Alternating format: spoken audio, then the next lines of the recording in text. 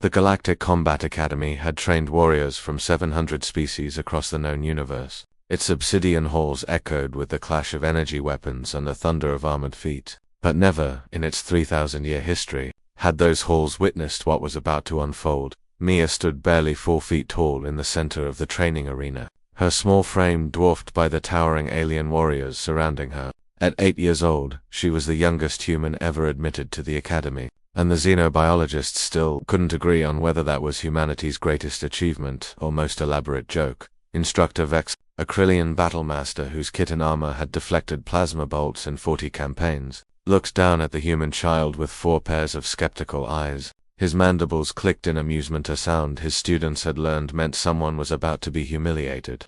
The human wishes to demonstrate her species' combat capabilities, Vexter announced to the assembled class.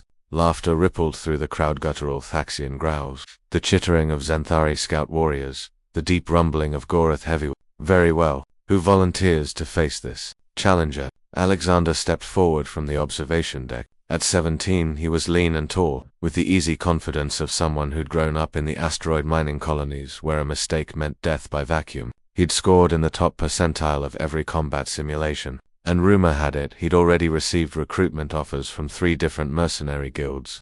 "I'll do it," Alexander said, his voice carrying across the arena, "but let's make it interesting. I'll face her without weapons or armor enhancement." Vexter's mandibles clicked again. "Acceptable. Perhaps you will teach the humans the cost of their arrogance."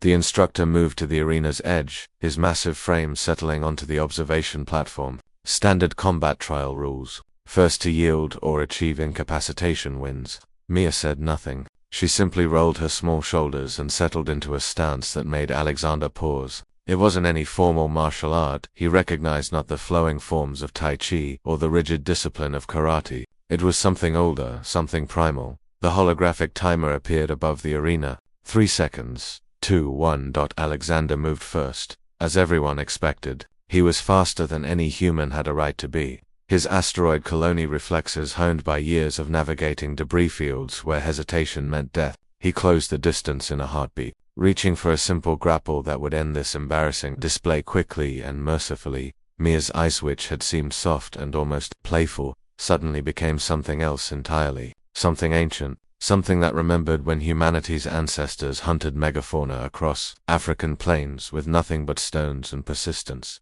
What happened next? No one could fully explain afterward. Alexander's hand never reached its target. Mia moved like water flowing around a stone, her small body slipping beneath his guard with impossible economy of motion. Her palm struck his solar plexus not with the wild enthusiasm of a child, but with the precise, devastating efficiency of someone who understood exactly how the human body broke. Alexander's breath exploded from his lungs. His legs buckled, but Mia wasn't finished. She flowed into her next movement before Alexander had even begun to fall. Her leg swept his remaining support, and suddenly the older boy was airborne, his inner ear screaming confusion as the world inverted. He hit the reinforced floor with a thunderous impact that made the watching aliens flinch. The entire exchange had taken less than 2 seconds. Instructor Vexter rose from his seat, all 4 pairs of eyes wide with disbelief. Impossible. No strike was. He never finished the sentence. Mia had already moved. One moment she stood over Alexander's groaning form. The next, she was in front of Vexter, her small fist already in motion. The Krillian battlemaster, veteran of 40 campaigns, warrior trained in 17 different combat forms, whose reflexes could track plasma bolts in flight, never saw it coming. Mia's knuckles connected with the weak point in his kit armor, a gap just below the thorax that every Krillian possessed but assumed no one would be small enough to exploit. The strike carried the full force of her rotating hips, her planted foot, her entire body acting as a whip whose tip was her tiny fist. Vexter's multiple eyes rolled back. His massive legs gave out beneath him. 300 pounds of battle-hardened Krillian warrior collapsed like a puppet with cut strings, hitting the arena floor with a crash that echoed through the sudden, stunned silence. Mia stood perfectly still, her breathing barely elevated, one small fist still extended. The silence stretched.